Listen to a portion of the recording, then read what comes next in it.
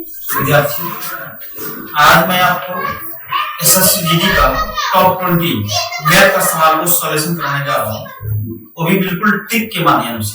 Trick के माध्यम से बताएंगे और आसान तरीका सबको समझ में आएगा। ये आपके स्क्रीन पे एक सवाल है कि 602 रुपया की कीमत वाली शर्ट को किस मूल्य पर अंकित किया जाना चाहिए ताकि उसके अंकित मूल्य पर 14% की छूट देकर बेचे जाने पर भी 10% का लाभ हो। तो देखिए, आपको इसमें करना क्या है, तो सबसे पहले आपको पता होना चाहिए कि मेरा एमआरपी क्या होता है। एमआरपी मेरा क्या होता है और आपका सीपी क्या होता है और आपका एसपी क्या होता है। एमआरपी हम उसको कहते हैं, अंकित मूल्य को हम एमआरपी कहते हैं। अंकित मूल्य को क्या कहते हैं? एमआरपी कहते हैं। अंकित मूल्य होता क्या है? अंकित मूल्य उसे कहते हैं जब कहीं अगर मॉल जाते होंगे, आप देखते होंगे कि कोई कपड़ा खरीदते हैं आप, उसमें आपको अधिकतम दाम मूल्य मिलेगा। एमआरपी का मतलब मैक्सिमम रिटेलर प्राइस, इससे अधिक मूल्य पर रिटेलर उसका दाम नहीं रख सकता है, तो एमआरपी हो गया। सीपी का मतलब होता है कॉस्ट प्राइस, जिसे हम लोग कहते हैं करेमूल। करेमूल इसी को कहते हैं खरीद मूल्य। और एसपी का मतलब होता है सेलिंग प्राइस, मतलब विक्रयमूल्य, इसको कहते हैं विक्रयमूल्य। इसके जो वस्तु को जो बेचते हैं ना, वही मेरा विक्रयमूल्य हो गया। ठीक है, तो इस सवाल देखिए आपके सामने दिया हुआ है कि 602 रुपया की कीमत वाली शर्ट, तो आप देखेंगे कि 602 रुपया की कीमत मतलब मेरा सीपी जो है ना, मेरा सीपी कितना दे दिया है आपको, आपके सामने 602 रुपया दे दिया है। और बोलता है इसको किस मूल्य पर अंकित करें ताकि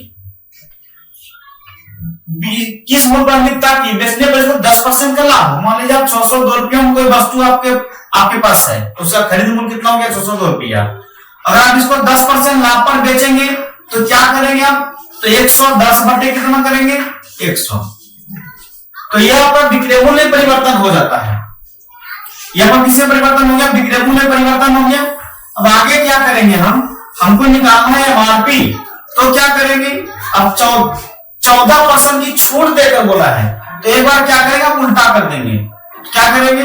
14% छूट, इसको 14% 100 में कम करेंगे। ठीक है, तो नीचे हो जाएगा 86 और ऊपर हो जाएगा 100। जब आप इसको सॉल्व करेंगे तो देखिए आपका आंसर क्या आएगा? 100 से 100 का कट जाएगा। देखिए 86 से काटिए, देखिए 86 से आपका कटेगा 8 से 56, 7 बार में पूरे 42, 7 बार में ये आपका पूरे से पूरे कट जाएगा आपका 7 बार में। तो आपका जो हो जाएगा 77, मतलब 770 रुपया क्या आपका बना? ये आपका ये बन गया ये आपका बन गया है अंकित मूल्य। तो आपका अंकित मूल्य कितना होगा? 770 रुपया हो गया। ठीक है, एक आप इसे फॉर्मूला याद करेंगे। देखिए आपको हम बता रहे हैं, वो इंपॉर्टेंट फॉर्मूला है आपके लिए ये। देखिए आप क्या करना है, आपको सीपी मतलब होता है करेमूल, सीपी गुणे प्रॉफिट, सर्वप्रथम 100 प्लस या माइनस प्रॉफिट या लॉस बटे 100। यह आपका प्रतिशत में चलेगा, कितना परसेंट लाभ हो रहा है, बराबर में होता है एसपी। ठीक, ये आप फॉर्मूला याद कर लेंगे, आपको बनाने में बहुत सहायता होगा। आशा करता हूं कोई क्वेश्चन समझ में आया होगा। अगर नहीं आया तो कमेंट बॉक्स में करेंगे। चलिए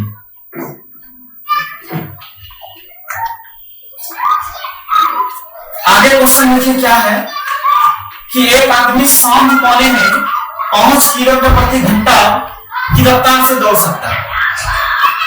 यदि धारा की गति 2.5 किलोमीटर प्रति घंटा है, तो धारा के प्रतिकूल में समान दूरी के लिए धारा के अनुकूल की तुलना में 4 घंटे अधिक समय लगती है, तो दूरी आपको ज्ञात करना है। चलिए इसमें आपको दो तरीका से बताते हैं, आपको एक ट्रिक के माध्यम से बताते हैं और एक आपको बेसिक से बताते हैं। आपको हम देखिए, मान लीजिए कि ये मेरा नदी है, ये मेरा नदी है। ठीक है, मान लेते हैं पानी जो है इधर से बहा रही है। ठीक है, चलिए इधर से बहा रही है। ठीक, इसमें क्या होता है? अब शांत जल है, बिल्कुल शांत है, मतलब उसमें धारा नहीं है, शांत है। तो शांत जल में देखिए क्या होता है, शांत जल मतलब एक्स, मानिएगा इसको एक्स की चाल कितनी दे दिया है? 5 किलोमीटर प्रति घंटा, मतलब 1 घंटे में आप 5 किलोमीटर चलेंगे। और उसके बाद चाहे धारा की गति, धारा क्या होता है कि नदी का जो बहाव होता है ना उसकी गति होती है। इसमें धारा की गति कितना, उसको y मान लेते हैं हम लोग। इसका जो है ये दे दिया आपको 2.5 किलोमीटर प्रति घंटा। अच्छा एक बात आप बताएंगे हमको कि आप अगर नदी की दिशा में तैरेंगे और आपकी चाल ऐसी क्षमता है 5 किलोमीटर प्रति घंटा और धारा के भी 2.5 किलोमीटर प्रति घंटा है, तो आपका दोनों का चाल क्या होगा? तो देखिए, तो आपका क्वेश्चन बनेगा कि धारा की दिशा में नाव की चाल क्या होगा। तो इसको निकालेंगे हम लोग x प्लस y, मतलब दोनों चाल क्या होगा, जुड़ जाएगा। तो बोलेंगे 5 और 2.5 कितना हो जाएगा, 7.5 किलोमीटर प्रति घंटा। ठीक है, अब देखिए आप धारा के विपरीत चलेंगे, धारा के विपरीत क्या होगा, तो x माइनस y करेंगे। आप अगर धारा के विपरीत तैरेंगे तो आपका जो क्षमता है, आपका जो क्षमता 5 है और धारा की चाल आधा है, तो आपका तो कमेगा ही कमेगा। ठीक है, तो इसकी चाल हो जाएगा 2.5 किलोमीटर प्रति घंटा हो जाएगा। चलिए, पूछा है कि एक आदमी जो है ना शांत पानी में 5 किलोमीटर प्रति घंटा की रफ्तार से दौड़ रही है, मतलब शांत पानी में धारा की गति 2.5 किलोमीटर प्रति घंटा है। धारा के प्रतिकूल समान दूरी के लिए धारा के अनुकूल की तुलना में 4 घंटा अधिक समय लगता है। अनुकूल और प्रतिकूल क्या होता है देखिएगा। ठीक, तो देखिए, तो धारा के अनुकूल पूछा है ना आपसे, तो देखिए, तो आप अगर डाउन स्ट्रीम में आएंगे तो देखिए क्या होगा कि x माइनस y, सॉरी थोड़ा सा देखिएगा अभी समझा। चलिए, सर्वप्रथम देखिए क्या बोला है कि आपको समय दिया है 4 घंटे समय क्या होगा, अधिक लगेगा। 4 घंटे समय क्या बोल रहा है, अधिक लग रहा है। चलिए, मान लेते हैं कि कुछ दूरी यहां से यहां तक की दूरी होगी, इसको हम दूरी मान लेते हैं। ठीक है, ये मेरा दूरी हो गया। चलिए, दूरी को हम x मान लेते हैं। ठीक है, चलिए, अब x किलोमीटर की दूरी है। ठीक है, आप इसको आप चल रहे हैं, अगर धारा की दिशा में आप चलेंगे तो आपका चाल जुटेगा, तो दोनों की चाल कितना हो जाएगा, 7.5। तो आप देखेंगे कि दूरी बटे 4 का फॉर्मूला होता है समय बराबर क्या होता है, दूरी बटे 4। ठीक है, और आगे देखिए क्या है, यही दूरी है, x किलोमीटर की दूरी है, और आपको अब क्या करना है कि आना है, वापस आना है। वापस आएंगे तो धारा की चाल तो घट जाएगा, तो कितना हो जाएगा, x माइनस y का मान है 2.5। अब दोनों में देखिए कि 4 घंटे अधिक समय लगता है, और जहां भी अधिक और कम की चर्चा करें आप इसका मतलब समझेंगे अंतर। क्या समझेंगे, अंतर समझेंगे। कितने का अंतर हो गया, 4 घंटे का अंतर हो गया।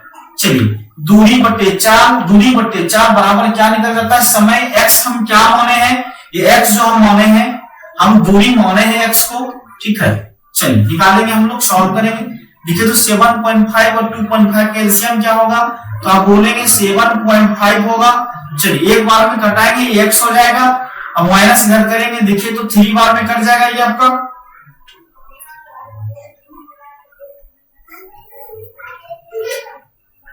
चलिए, एलसीएम मेरा कितना होगा, तो बोलेगा 7.5 होगा। चलिए, तो यहाँ पे x बार में कटेगा, यहाँ हो जाएगा 25 या 75, यानी 3 बार में कटेगा, ये 3x हो जाएगा। बराबर कितना हो जाएगा, 4। ये माइनस से मतलब नहीं रखिएगा क्योंकि इसको इधर लिखना होता हमको। चलिए, आगे क्या करेंगे, x में अगर 3x गया तो कितना बचेगा, 2x बचेगा। ठीक है, 2x बराबर हो जाएगा 75 गुने 4 कर देंगे आप, 7.5 गुने 4 करेंगे आप, इसको इधर लेके चले जाएंगे तो देखिए 2 से 2 मेरा कट जाएगा। चलिए, तो x का मान कितना बच जाएगा, 7.5 है, और गुने 2 बोले तो 15 किलोमीटर। तो x का मान हम क्या रखे थे, 15 किलोमीटर, वो ये मेरा निकल गया। तो आपका आंसर क्या हो गया, 15 किलोमीटर। बिल्कुल इसको ट्रिक से भी बताएंगे आपको हम, देखिएगा बिल्कुल ट्रिक से कैसे बताएंगे आपको हम। चलिए, ट्रिक के माध्यम से आपको हम बता रहे हैं।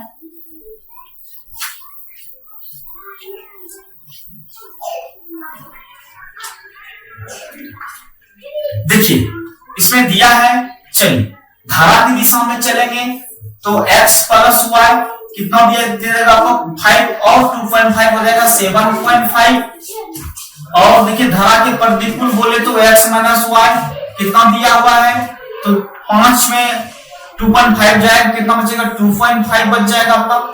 चलिए धारा के प्रतिकूल धारा के अनुकूल, तो धारा के प्रतिकूल देखिएगा तो 4 दिया हुआ है, 4 बराबर क्या होगा देखिए, एक 4 दिया है 7.5, एक 4 दिया है 2.5। ठीक है, अब स्ट्रीम डाउन स्ट्रीम बेसिक से पढ़ने के लिए आप निर्मल क्लासेस को ऑफलाइन बैच में आके ज्वाइन कर सकते हैं। आप आपका समय रहेगा दोपहर में 2 बजे से स्टार्ट रहेगा, फाउंडेशन बैच के लिए आप पढ़ सकते हैं। आप देखिए 4 का उल्टा आपका होता है समय, तो 4 का उल्टा क्या होता है समय। ये आपका बिल्कुल ट्रिक से बता रहे हैं आपको। तो 4 का उल्टा समय जो करेंगे इसको उल्टा उलट देंगे, आप इसको रेशियो परिवर्तन कर देंगे तो 2.5 रेशियो में परिवर्तन करेंगे तो 2 राशि आपस में है बराबर, तो उलट जाएगा। चलिए पॉइंट से कटाएंगे, डायरेक्ट कटा देंगे, 25 किया 75, एक अनुपात कितना हो जाएगा आपका 3 हो जाएगा। आपसे सवाल में पूछा है कि 4 घंटे अधिक समय लेती है, कितने घंटे अधिक समय लेती है 4 घंटे अधिक समय लेती है, लेकिन आप समय में देखेंगे हम कितने घंटे अधिक ले रही है, तो 2 घंटे समय अधिक ले रही है। तो अंतर का तुलना हम किसके साथ करेंगे, अंतर के साथ कर देंगे, और जो निकालना है हम उसके साथ क्या करेंगे गुना कर देंगे। तो हमसे बोला है कि दूरी निकालना है आपको, देखिए 4 गुने समय का फॉर्मूला क्या होता है दूरी, तो दूरी बराबर क्या फॉर्मूला होता है आप लिखेंगे यहाँ पे, दूरी बराबर जो फॉर्मूला होता है ये क्या होता है 4 गुने समय, 4 गुने समय को क्या कहेंगे हम लोग दूरी कहेंगे, 4 गुने समय क्या कहलाता है दूरी कहलाता है। चलिए तो अब देखेंगे हमको दूरी निकालना है, तो दूरी देखिए किसी एक को पकड़िए तो बात बराबर ही आएगा, 7.5 पर कीजिए इधर 1, इधर कीजिए 2.5 से 3 बार तो वही 7.5 ही आएगा आपका, किसी एक से गुणा कीजिए तो दूरी मेरा कितना हो जाएगा तो 7.5 हो जाएगा। आप इसको कटा दीजिए, पॉइंट हटाएंगे नीचे में 10 उतरेगा, देखिए तो काट के 2 से काटते हैं सीधा, 2 दूनी 4, 2 से काटते हैं 5 बार में, 5 से काटेंगे 15 बार में, तो आपका आंसर क्या हो जाएगा 15 किलोमीटर प्रति घंटा, सॉरी प्रति घंटा नहीं दूरी है ना, तो आपका ये जो निकलेगा सिर्फ किलोमीटर में निकलेगा। चलिए 15 किलोमीटर आपका ये आंसर निकलेगा। ट्रिक के माध्यम से आप इस तरह बना सकते हैं। चलिए नेक्स्ट सवाल देखते हैं हम लोग। नेक्स्ट सवाल है 3 संख्याओं x, y और z का योग 100 है। चलिए 3 संख्या है x plus y plus z, तीनों का योग दे दिया आपके सामने 100। देखिए x और y का औसत कितना दिया है 40 दिया है, x प्लस y का औसत कितना दे दिया है आपको 40, तो योग कितना हो जाएगा आपका 80 हो जाएगा। y प्लस z का औसत 50 है, देखिए तो y प्लस z का औसत कितना दे दिया है 50, तो योगफल कितना हो जाएगा देखिए तो आपका यहाँ पे 100 हो जाएगा। चलिए ये आपका पार्ट अलग है। तो आपसे पूछा है कि y का मान आप बताइए, तो आप इन दोनों को जोड़ दीजिए, इन दोनों को क्या करना है ऐड कर देना है। तो देखिए इसमें क्या होगा x प्लस y डबल है तो 2y हो जाएगा प्लस z। जब जोड़ेंगे इसको, जब इसको जोड़ेंगे तो 100 प्लस 80 हो जाएगा, आपका 180 हो जाएगा। चलिए तो देखिएगा इसमें कि x plus y plus z का मान 100 दिया हुआ है, x plus 2y plus z का मान 180 है, तो अब दोनों में देखिए डिफरेंट कितने का है, तो देखेंगे यहाँ पे डिफरेंट इसमें 80 का डिफरेंट है। तो 80 डिफरेंट क्यों आया, क्योंकि यहाँ पर आपका 2y है, इसलिए y का मान कितना हो जाएगा आपका, तो y का मान हो जाएगा 80, यही आपका आंसर हुआ। ठीक, चलिए जो कि आपका ऑप्शन नंबर ए में है। आगे सवाल हम लोग हल कर रहे हैं 4 नंबर सवाल। देखिए एक वस्तु के मूल्य में 25% की कमी हो गई, लेकिन उसकी प्रतिदिन की बिक्री में 30% बढ़ गई, तो प्रतिदिन की आय में कितने अंतर होगा। देखिए जब भी इस तरह का सवाल पूछे, प्रतिशत में कमी, प्रतिशत में वृद्धि और प्रतिशत में ही आंसर निकालना हो, तो आप एक फॉर्मूला को यूज करेंगे जिसका नाम है एबी फॉर्मूला। तो ये आपका फॉर्मूला है a plus b plus a b बटे 100। आप इस फॉर्मूला को यूज करेंगे, इसी के आधार पर आप इस क्वेश्चन को सॉल्व कर लेंगे। तो देखिए ए में क्या है 25% की कमी हुआ है, तो माइनस लगाएंगे यहाँ पर 25, फिर प्लस है। बी में क्या हुआ है 30% की वृद्धि हुआ है, तो यहाँ पे लगाएंगे 30। चलिए अब देखिए प्लस है, ए में माइनस है 25 है, दोस्तों माइनस करेंगे 25, माइनस 25 अपने सॉरी एक अमन 30 है,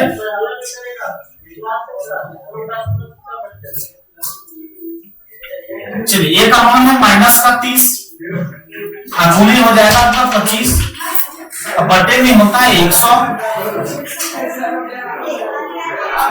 आप क्या करें, इसको सॉल्व करेंगे तो देखिए 25 में आप इसको सॉल्व यहाँ पे कर सकते हैं या फिर डायरेक्ट उधर से इधर कर सकते हैं आप। 25 प्लस 30, देखिए प्लस माइनस माइनस इसको काट देंगे हम लोग, 0 से 0 आपका खत्म हो गया, 25 किया 75 बोले तो 7.5 हो जाएगा। चलिए आप देखिए 25 और 7 कितना हो जाएगा आपका, माइनस वाला पार्ट को एक साथ जोड़ देंगे तो 32.5 माइनस में प्लस में 30 जाएगा तो देखिए आपका कितना घट हो जाएगा 2.5 जो कि माइनस इंडिकेट करता है। अब माइनस का मतलब होता है क्या होता है, कमी होता है, माइनस का मतलब कमी होता है। जो देखिए इसमें 2.5% का डिक्रीज हो रहा है, जब ऑप्शन नंबर बी आंसर हो जाएगा। आगे सवाल हम लोग सॉल्व करेंगे। 5 नंबर देखिए, किसी प्रिज्म का आधार 8 सेंटीमीटर, अब भुजा वाला समबाहु त्रिभुज का ऊंचाई 10 सेंटीमीटर है तो प्रिज्म का आयतन ज्ञात कीजिए। देखिए प्रिज्म का फार्मूला क्या होता है, आपको इसे फार्मूला याद करना है। चलिए प्रिज्म का फार्मूला होता है आधार का क्षेत्रफल, आधार का क्षेत्रफल, और जो क्षेत्रफल दिया है जिसका आधार वाला उसी वाला क्षेत्रफल, समबाहु त्रिभुज का दिया है तो समबाहु त्रिभुज का क्षेत्रफल, और गुणे क्या लिखेंगे हम लोग, ऊंचाई लिखेंगे, यही मेरा प्रिज्म का फार्मूला होता है। ठीक है, फिर आधार है समबाहु त्रिभुज वाला, देखिए समबाहु त्रिभुज का क्षेत्रफल होता है √3/4 गुणे भुजा का स्क्वायर और इसके साथ में ऊंचाई। चलिए आपके सामने दे दिया है सवाल, √3/4 गुणे भुजा का मान आपके सामने दे दिया है 8, तो 8 का स्क्वायर गुणे एच का मान दे दिया है आपके सामने 10। देखेंगे आप तो देखिए 8×64 आप काटेंगे, इसको सॉल्व करेंगे √3/4 गुणे 64 64 गुणे 10, देखिए 16 बार में कटेगा ये, 16 गुणे 10 160 बराबर हो जाएगा 160√3। यही आपका आंसर हुआ, जो ऑप्शन नंबर आपका देखिए बी में है। तो फार्मूला आपको याद करना पड़ेगा। चलिए आगे हम लोग सवाल सॉल्व करते हैं। क्वेश्चन नंबर 6 को देखिए, एक किराना व्यापारी को क्रमशः 15 रुपया और 20 रुपया प्रति केजी मूल्य की दालों को 2 किस्मों को किस अनुपात में मिलाना चाहिए ताकि 18 रुपया प्रति किलोग्राम के मिश्रण पर, ये मिश्रण का सवाल है आपको। तो देखिए इसमें क्या करेंगे, इरिगेशन लगा देंगे। देखिए एक आपका है 15 रुपया प्रति केजी वाला और एक आपका है 20 रुपया प्रति केजी वाला। अब इन दोनों किस्म को किस अनुपात में हम मिला देंगे ताकि इसको 18 रुपया प्रति किलोग्राम की मिश्रण प्राप्त हो सके, 18 रुपया प्रति किलोग्राम की दर से प्राप्त हो सके। तो देखिए आपको एलिगेशन लगाना है। एलिगेशन कैसे लगाते हैं, तो क्रॉस में घटाते हैं, क्रॉस घटाते हैं। तो 20 से 18 गया, कितना बचेगा, तो बोलेगा 2 बचेगा। इधर से क्रॉस में घटाएंगे, इसको इधर से घटाएंगे, इसको इधर से घटाएंगे। तो देखिए 15 में 18 गया तो माइनस पार्ट नहीं लाना आपको, तो 3 का अंतर है। तो यही मेरा जो घटा, यही मेरा अनुपात हुआ, यही मेरे इस अनुपात में मिलाएंगे तो आपका आंसर हो जाएगा 2:3 है। मिश्रण को बेसिक से पढ़ने के लिए आप टेबल क्लासेस का बैच ज्वाइन कर सकते हैं।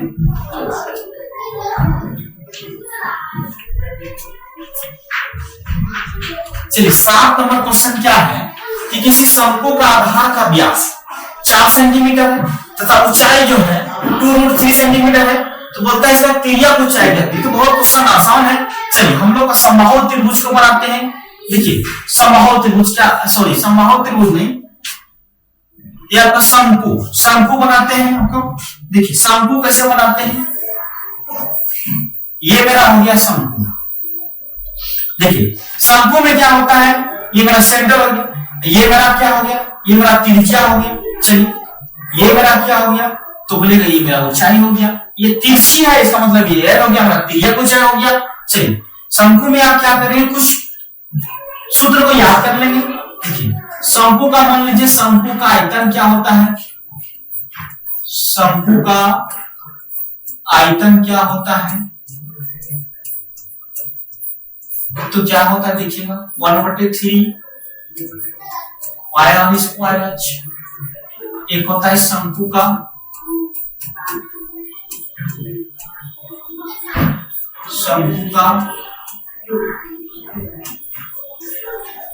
वक्र पृष्ठ क्षेत्रफल, ये होता है पाई आर एल।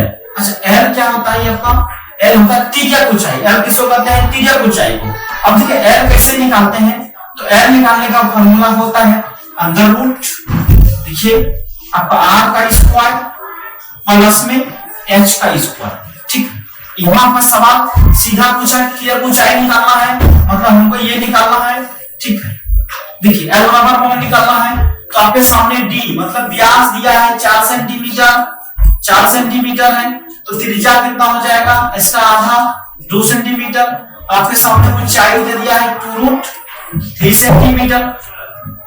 चलिए हम निकालेंगे एल, यहां से क्या करेंगे, अंदर रूट चढ़ाएंगे। देखिए आर का स्क्वायर कितना है, 2 का स्क्वायर करेंगे, तो उल्टा भी लिख सकता है, इसका स्क्वायर जो भी मन करे वो अंतर नहीं पड़ेगा।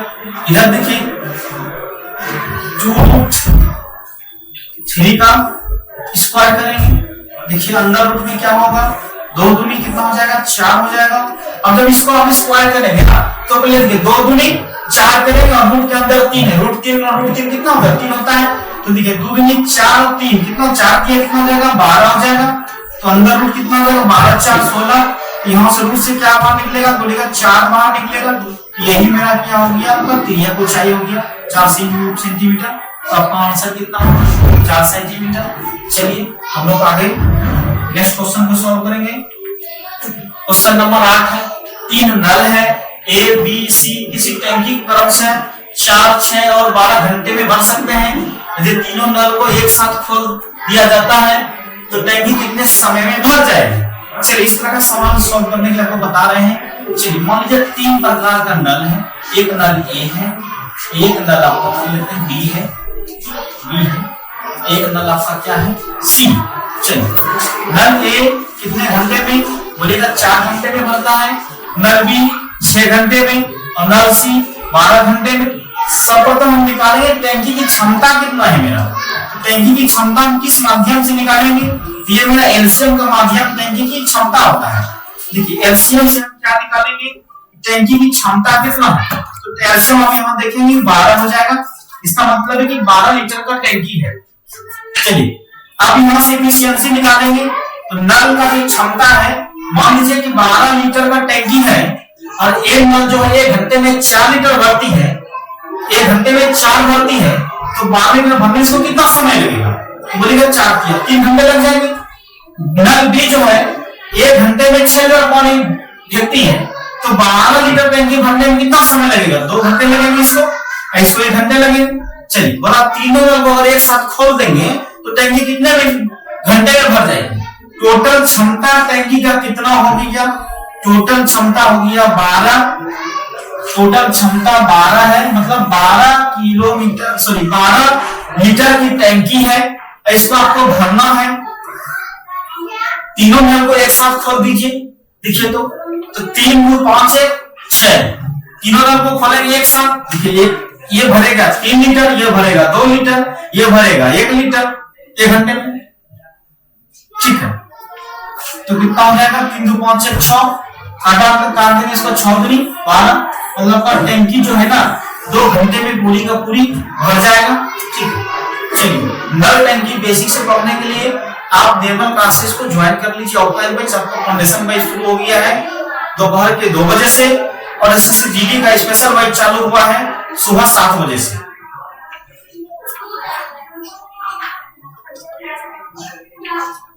विक्रयमूल्य और क्रयमूल्य का अनुपात आपके सामने दिया है 7:11। सीधा पूछा हानि प्रतिशत क्या होगा। इतनी छोटी छोटी मैथमेटिक्स आपको एसएससी जीडी में देखने के लिए मिलता है। चलिए विक्रयमूल्य का मतलब होता है एसपी और क्रयमूल्य का मतलब होता है सीपी। तो देखिए एसपी 7 है और सीपी 11 है। इसका मतलब आप ये समझेंगे कि 7-11 रुपये का चीज था, जो सीपी का मतलब होता है क्रेमुल कॉस्ट प्राइस, मेरा मतलब खरीदा हुआ मूल्य होता है, और एसपी होता है विक्रयमूल्य मतलब बेचा हुआ मूल्य होता है। चलिए 11 रुपया का चीज है, अब 7 रुपया में क्या कर रहे हैं, बेच रहे हैं, आपको क्या हो रहा है, बोले घाटा हो रहा है। कितने का घाटा हो रहा है, तो बोलेगा -4, मतलब 4 रुपया घाटा हो रहा है हमको। चलिए तो आपको बोला कितना प्रतिशत का आपको मतलब हानि हो रहा है, तो देख कितना रुपया का यहाँ हानि हो रहा है, बोले 4 रुपया का हानि हो रहा है। हानि किस पर हो रहा है, क्रेमुल पे हो रहा है। कितना है, 11 है। निकालना है प्रतिशत, किससे गुणा करेंगे, 100 से गुणा करेंगे। चलिए इसको सॉल्व करेंगे, 400 बटे कितना, 11, पूर्णांक में तोड़ेंगे, भाग दे दीजिए इसको, तो 11 से भाग देंगे, 11 तिया कितना हो जाएगा, 33, 3 बार में कटेगा, बचेगा 70। देखिए पॉइंट लगाइए, 11×6 = 66, ठीक है, 4 बचेगा, 40 11 दिया 33, 33.63, 33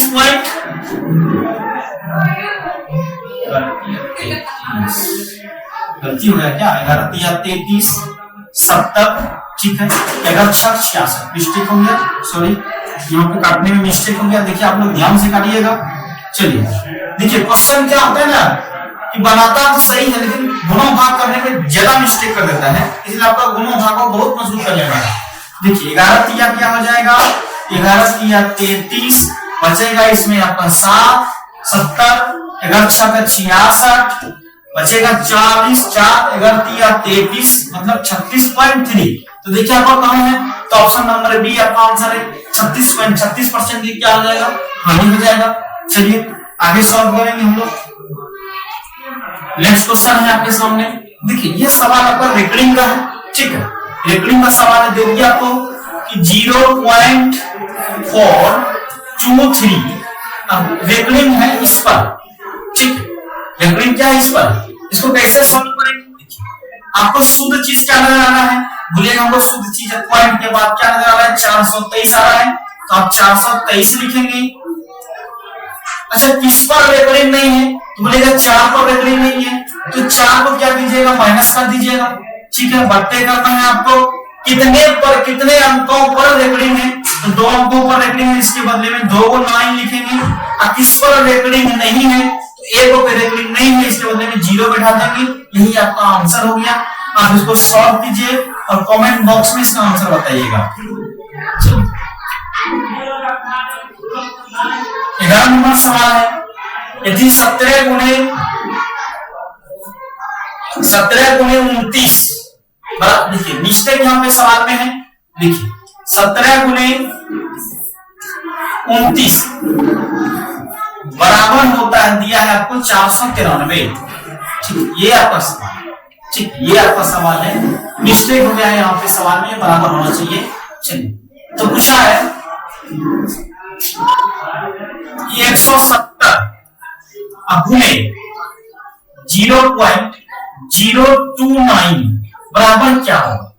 चलिए आप आराम से यहां से पॉइंट हटाइए, नीचे में क्या कीजिए, डबल पॉइंट के बाद कितने अंक है, 3 अंक है, 3 को 0 लगा देंगे, यहां से ये कट गया। देखिए आपका हो गया 17 गुणे 29, इस फॉर्मेट में आ गया। 17 गुणे 29 का मतलब होता है 493 दिया हुआ है, नीचे में कितने 0 बच गए, बट्टे में 100 बच गया है, तो 2 अंक के बाद क्या करेंगे, हम पॉइंट बैठा देंगे, तो देखिए 4 और 2 अंक के बाद पॉइंट बैठा देंगे यहाँ पे 93, तो यही मेरा क्या हो गया, आपका आंसर हो गया, जो ऑप्शन नंबर आपका बी में है।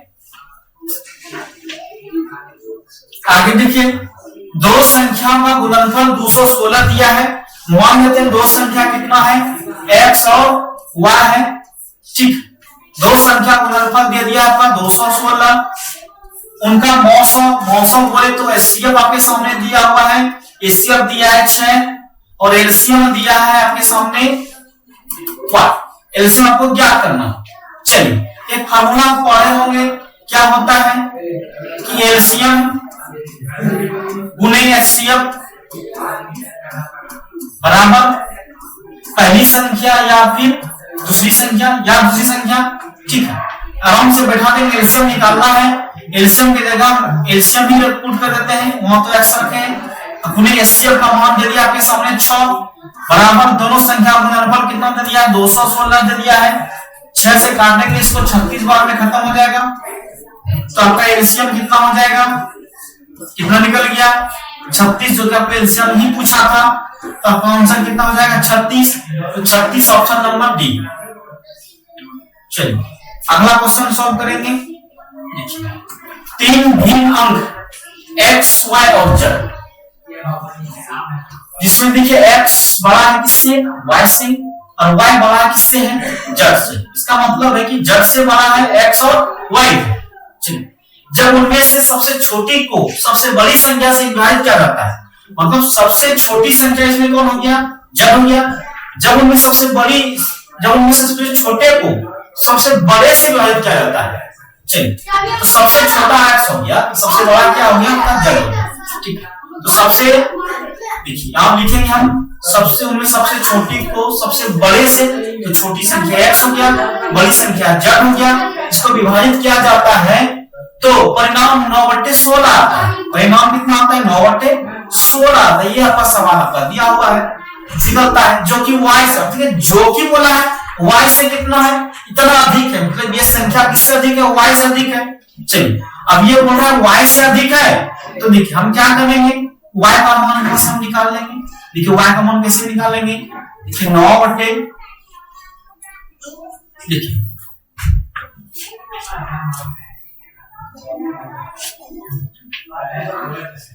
y से ये इतना अधिक है, तो क्या करें हम इसमें से इसको इतना घटा देंगे, तो मेरा y का वैल्यू निकल जाएगा किससे अधिक है, 0 पर। आप देखिए 0.0625, ठीक है।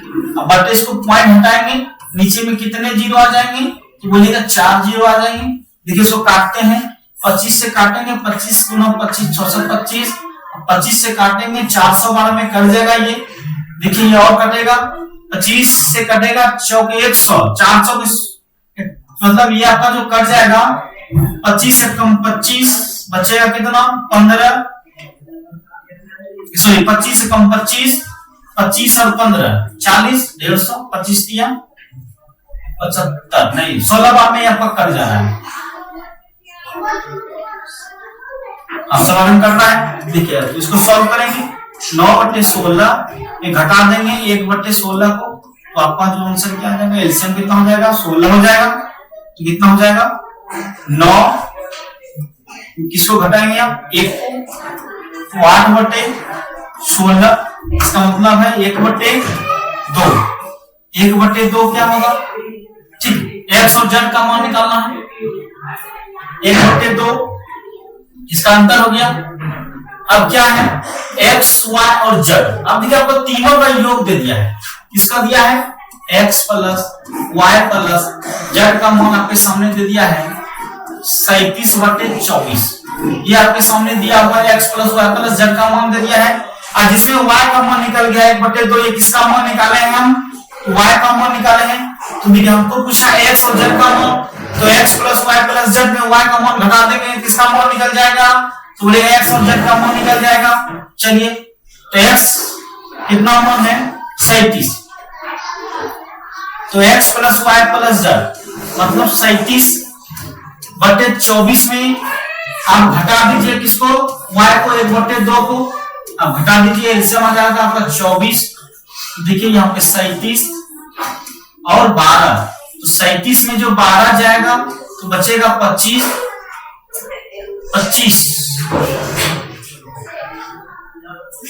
बटे कितना हो जाएगा आपका 24। तो आपका आंसर कितना हो जाएगा 25/24, जो ऑप्शन नंबर क्या है सी है। चलिए नेक्स्ट सवाल सॉल्व करेंगे हम लोग। 14 नंबर है कि कोई धनराशि साधारण ब्याज की दर से 3 वर्षों में 850 रुपया हो जाती है और 4 वर्षों में 925 रुपया हो जाती है, तो धनराशि ज्ञात करना है। ठीक है, चलिए निकालते हैं हम लोग। देखिए 3 वर्ष में कितना हो जाती है 850 हो जाती का मतलब होता है मिश्र धन। क्या होता है मिश्र धन। ये मेरा टाइम दिया है, समय दिया है, ये मेरा मिश्र धन दिया है। और 4 वर्ष में कितना हो जाता है, 925 हो जाता है। तो यहां से क्या करेंगे हम लोग, अंतर करेंगे, देखिए आखिर में अंतर कितने का है, तो एक साल में कितना ब्याज बनता है, मिश्रधन में मिश्रधन घटा देंगे तो ब्याज निकलेगा।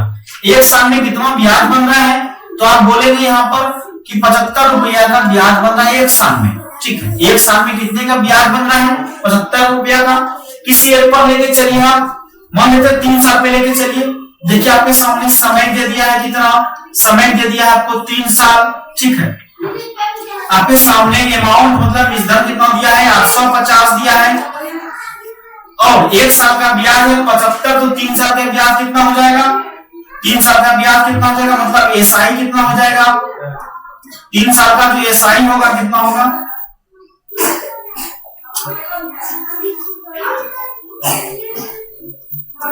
तो 75 गुना 3 करेंगे, 3 पचे 15, 3 सत्ते 21, 22, मतलब 200 क्या आ जाएगा, 25 रुपया मेरा ब्याज निकल जाएगा।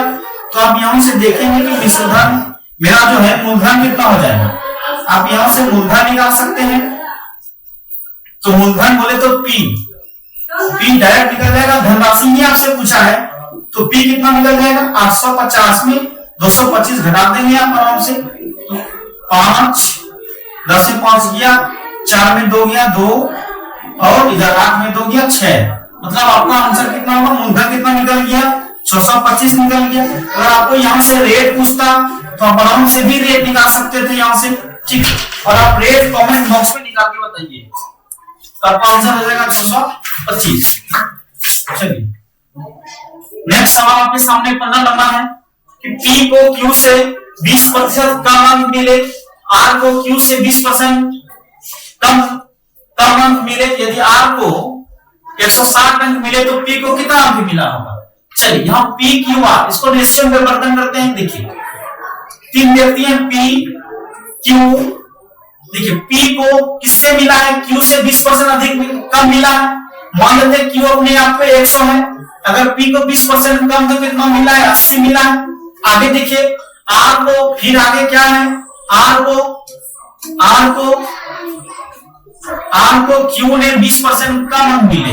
ये क्वेश्चन में थोड़ा सा कुछ प्रॉब्लम लग रहा है, हम क्वेश्चन को देखते हैं कि कुछ गलती तो नहीं है।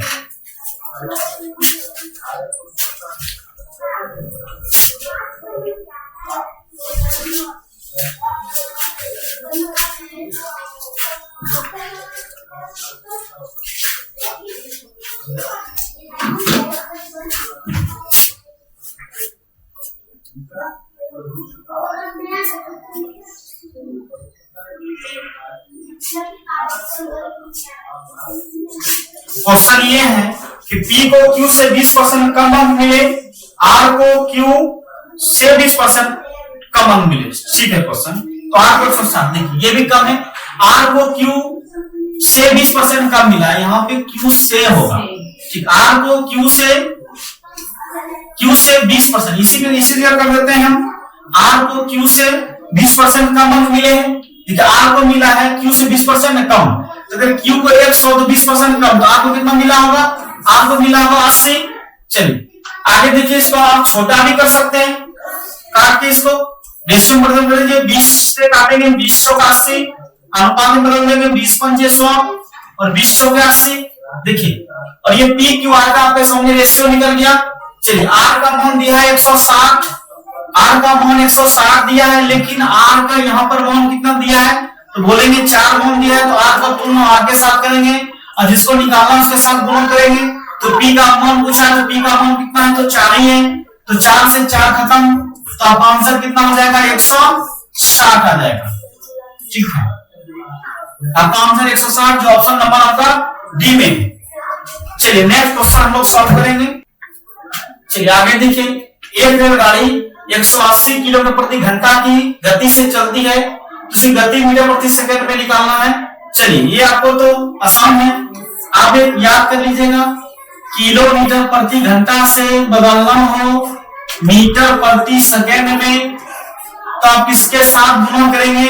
देखिए ये मेरा किलोमीटर बहुत बड़ा होता है, अब मीटर प्रति सेकंड छोटा होता है, तो बड़ा से जाना है छोटा में, तो क्या करेंगे, छोटा को ऊपर करेंगे, मतलब ये होता क्या है, तो गुणा करेंगे 5/18 से।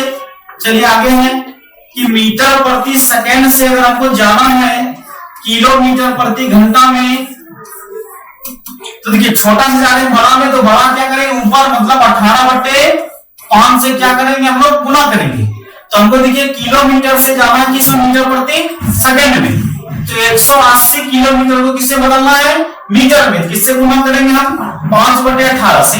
ये काट देंगे इसको 10 बार में कर जाएगा, 10×5 = 50। आपका आंसर हो जाएगा 50 मीटर प्रति सेकंड, जो कि ऑप्शन नंबर आपका डी है। चलिए नेक्स्ट सवाल को हम लोग सॉल्व करेंगे।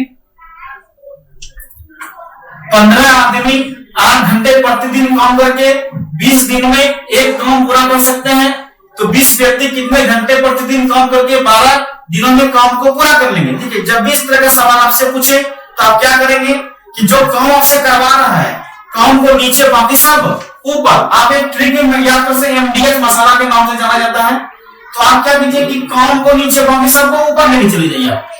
देखिए 15 वो व्यक्ति है, 15 मैन 8 घंटा प्रतिदिन काम करवा के करके 20 दिन में देखिए एक काम पूरा कर रहा है, मतलब काम मेरा कितना हो गया एक काम हो गया। चलिए आगे क्या है 20 व्यक्ति कितने घंटे मतलब x घंटे काम करके 12 दिनों में काम को पूरा करेगा, मतलब यही काम को मतलब यही एक काम को पूरा करेगा।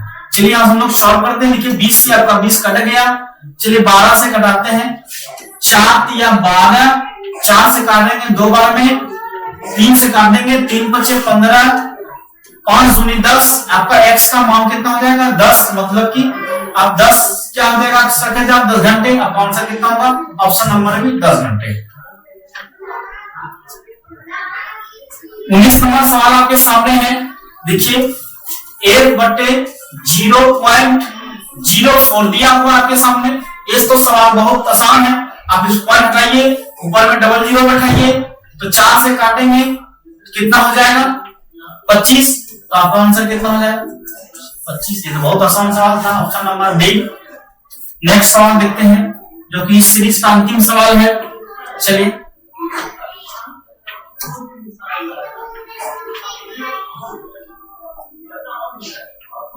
आगे देखिए सवाल क्या है कि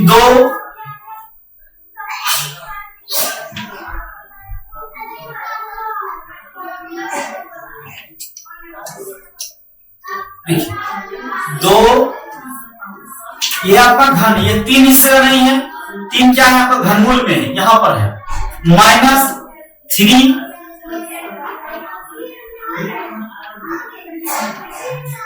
ये है सवाल आपका शुद्ध सवाल।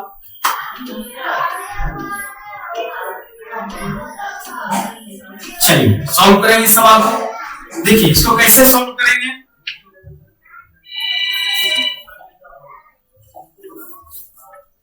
चलिए सवाल को सॉल्व करेंगे हम लोग। देखिए इसको आप ऐसे तोड़ सकते हैं, घनमूल है, इसको ऐसे तोड़ सकते हैं 8 × 4, 8 × 4 = 32 माइनस ये तो ऐसे ही रहेगा,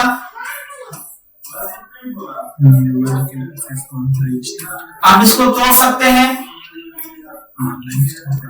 125 × 4 इस तरह से। तो देखिए आप क्या करेंगे 2 से निकलेगा 2 ढाई, 8 से निकलेगा घनमूल में 2 निकलेगा, आपका निकल जाएगा 2 × 2√4, ये घन चलेगा